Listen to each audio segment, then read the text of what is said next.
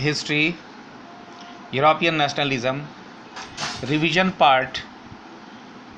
This is the last revision of this chapter, that is nationalism and imperialism. Balkan problems.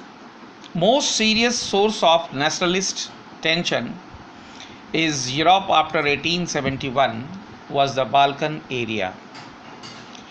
Region comprising Romania, Bulgaria, Albania, Greece, Macedonia, Croatia, Bosnia, Herzegovina, Slovenia, Serbia, Montenegro, etc.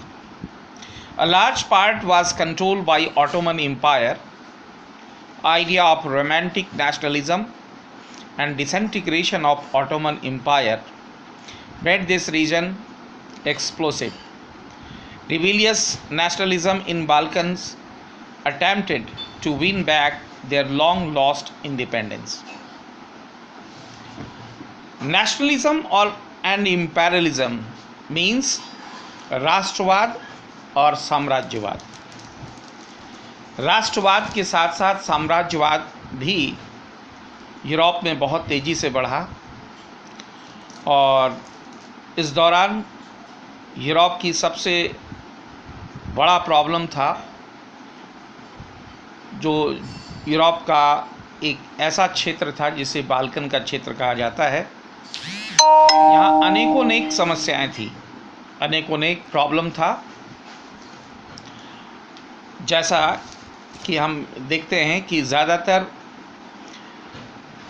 राष्ट्रवादी विचारधारा का सबसे तनाव का क्षेत्र Balkan का क्षेत्र में माना जाता है. 1871 के बाद बाल्कन एरिया में काफ़ी तनाव देखा गया.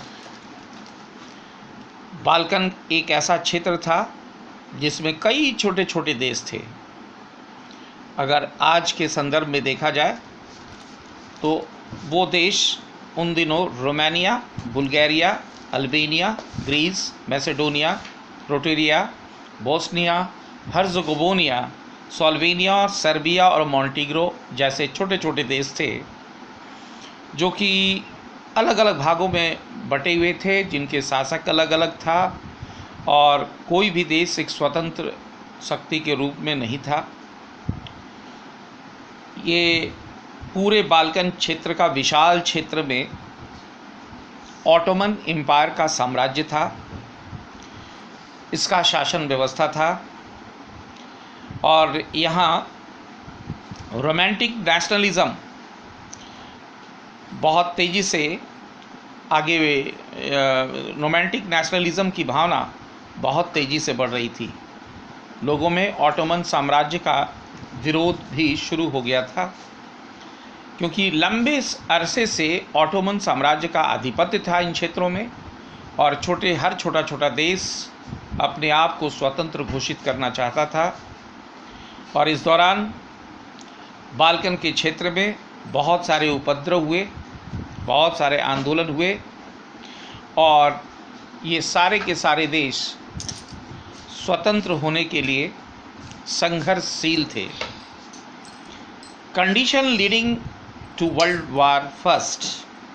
Balkan area became an area of intense conflict. Jealous of each other and each nationality wanted to have more area. Balkans became a scene of big power rivalry. There was intense rivalry between European nations over the trade and colonies and naval and military right. Each power, Russia, Germany, England, Austria, Hungary, were countering the hold of other powers, and this led to series of wars in the region and the World War First. तो अब स्थिति धीरे धीरे Balkan area में बहुत ज़्यादा तनावपूर्ण होता चला गया और आखिरकार ये अल्टीमेटली फर्स्ट वर्ल्ड वार का कारण बना. बाल्कन एरिया जहाँ बहुत ज़्यादा कॉन्फ्लिक्ट था ये जो छोटे छोटे देश जो थे आपस में ईर्ष्यालु थे, लोगों आपस में इनकी सीमा रेखा में पट्टी नहीं थी और इनकी नेशनलिटी भी बरकरार नहीं थी, राष्ट्रीयता का घोर अभाव था। और हर एक क्षेत्र में बाल्कन एरिया में बड़े बड़े देशों की प्रतिद्वंदिता बढ़ती चली गई, राइवलरी बढ़ती चली गई। हर एक बड़ा देश बाल्कन के क्षेत्र को अपने अधिकार में शामिल करना चाहता था। परिणाम स्वरूप विश्व के बड़े बड़े देश, यूरोप के बड़े बड़े राष्ट्र इस पूरे इलाके को कॉलोनी बनाना चाहते थे अपने नेवल और मिलिट्री पावर के ज़रिए। उन दिनों रशिया, जर्मनी, इंग्लैंड, ऑस्ट्रिया और हंगरी ये लगातार अपनी शक्ति का प्रदर्शन कर रहे थे और बाल्कन को अपने अधिकार में करना चाहते थे, जिसके वजह से यहाँ लगातार कई युद्ध झेलना पड़ा। बड़े बड़े राष्ट्रों के बीच युद्ध बढ़ते चले गए, सीरीज़ ऑफ वार आगे बढ़ता चला गया और यही कारण आगे चलकर प्रथम विश्व युद्ध का बना, जो कि 1914 में महायुद्ध के नाम से जाना जाता है। और इसी दरमियान एंटी इंपीरियल मूवमेंट भी चालू हुआ। Nationalism aligned with the imperialism led to the World War First in 1914. राष्ट्रीयता के दौर में साम्राज्यवाद भी बहुत तेज़ी से बढ़ी और जिसका नतीजा वर्ल्ड वार हुआ, फर्स्ट वर्ल्ड वार हुआ। Many countries of Asia and Africa began to oppose imperial domination. Asia और अफ्रीका के बहुत सारे देश जो है इसका विरोध भी किया था। The anti-imperialist movement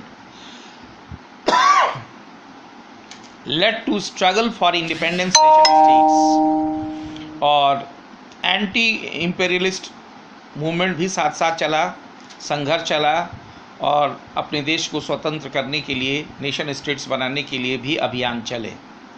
they all inspired by the sense of collective belongingness. और यहाँ के सारे लोग सामूहिक रूप से अपनी पहचान बनाने के लिए आगे बढ़ते चले गए।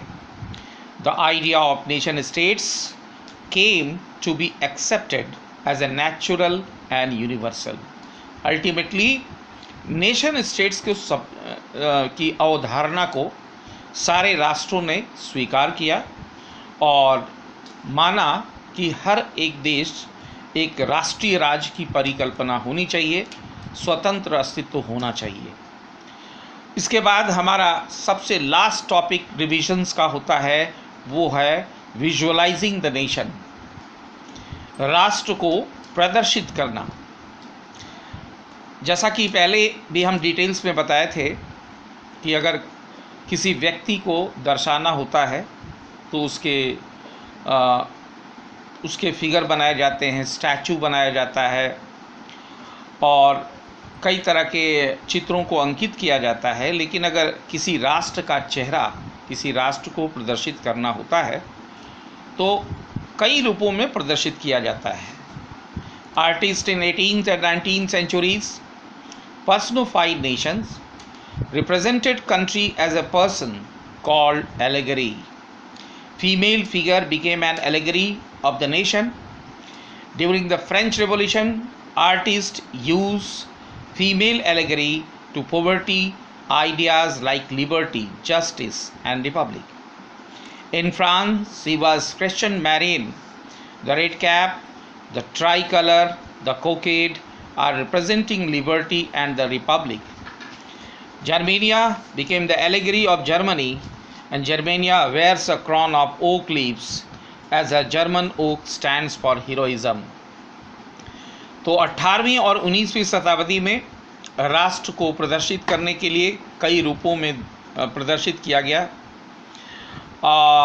जिस रूप को प्रदर्शित किया गया, जिस रूप में राष्ट्र को प्रदर्शित किया गया उसे एलेगरी कहा जाता है, प्रतीकात्मक या प्रतीक कहा जाता है, सिंबल कहा जाता है। और ये प्रतीकात्मक जो फिगर था वो फीमेल फिगर का था, यानी महिला के रूप में राष्ट्र को प्रदर्शित करना। फ्रांसीसी क्रांति के दौरान वहाँ के कलाकारों ने फीमेल एलेगरी को पोर्ट्रे किया, जिसमें लिबर्टी, जस्टिस और रिपब्लिक के आइडियाज़ को दर्शाया गया। फ्रांस में एक क्रिश्चियन मैरियन नाम की महिला को दर्शाया गया, जो कि फ्रांस को रिप्रेजेंट करती थी, जिसके सर पर रेड कैप होता था, ट्राई कलर, हाथों में ट्राई कलर होता था, कोकेट होता था, जो कि लिबर्टी और रिपब्लिक को दर्शाता था।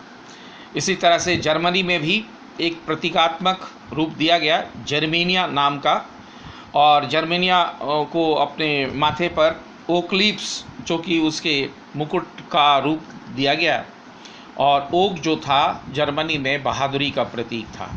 इस तरह से राष्ट्र को प्रदर्शित किया गया।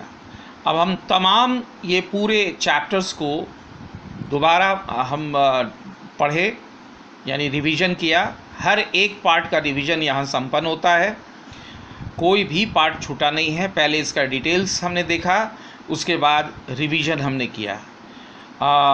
हम आशा करते हैं कि तुम सबों को समझने में आसानी हुई होगी, क्योंकि ये दोबारा फिर से बताया गया है। अब हर एक पार्ट को तुम्हारा काम ये होगा, हर एक पार्ट को बेहतर से बेहतर तैयारी करो, और इन्हीं में से सवाल होंगे, मल्टीपल चॉइस क्वेश्चन होगा, उसको सही ढंग से उसको ऑप्ट करना, सही ढंग से उसका उत्तर देना। निश्चित रूप से तुम्हारे मार्क्स अच्छे आएंगे। और कल से हम लोग सिविक्स का पावर शेयरिंग जो चैप्टर है उसका हम लोग रिवीजन करेंगे। Till then, thank you.